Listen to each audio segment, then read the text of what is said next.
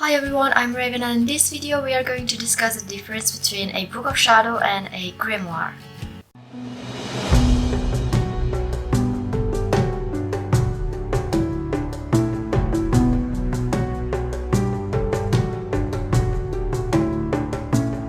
I feel like many practitioners get the Book of Shadow and the Grimoire mixed up, but they are completely separate entities.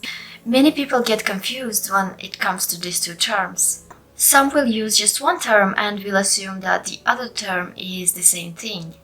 So most of practitioners have some kind of journal or more than one, where we keep our spells, rituals. We keep track of what we study by making notes, keeping information that we might later need for our practice. It is always a good idea to keep records of your magical workings. This will not only help you progress as a witch, but will also allow you to see what works and what does not work for you. So a Book of Shadow contains very personal information. It is only for you and whoever you authorize to see it. Like someone you trust that won't disclose its contents to others because, as I said, it is very personal.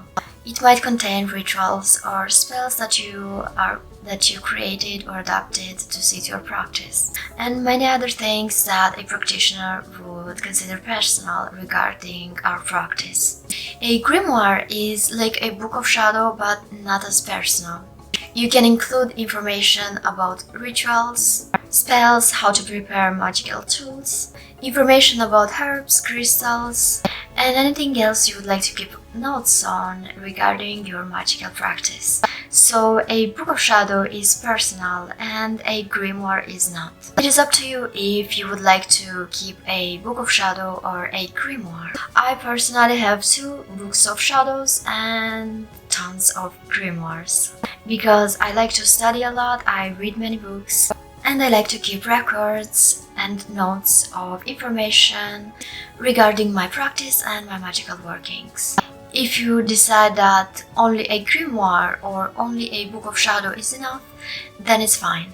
You also don't need any expensive journals. It is, of course, nice to have one, but if you can't afford an expensive leather journal, we often see on social media beautiful books of shadows, grimoires, collections of crystals, expensive tools, and of course, all these things are nice to have and it may make us happy, but you have to remember that our ancestors didn't have all these things and they did use tools that they had access to. So if you can afford and you wanna buy a leather journal, it's completely fine. But if you don't, a simple notebook will be just as useful. If you would like to own an aesthetically pleasing Book of Shadow or grimoire, you can get creative and create one from a simple notebook. You can find many tutorials on YouTube that can help you with that. You can decorate them and personalize them as much as you like. I have at my parents' home 2 of my grimoires that I created.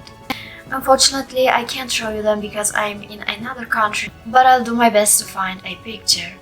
Some people keep their Book of Shadow or grimoire on their computer and it is fine as well, as long as it works for you. So do you need to own a Book of Shadow or a grimoire in order for you to be a witch? And the answer is no. It is not a requirement, but it can be exceptionally useful if you choose to own one or multiple. It's like taking a course. Keeping a journal is not a requirement, but it can be very useful if you choose to have one. Because this way you can go back and see how you evolve, or you might find out that writing things down might help your memory, as it is in my case. Either way, as I said before, there is no list of requirements in order for you to be a witch. It is up to you whether or not you decide to keep a Book of Shadow or a grimoire.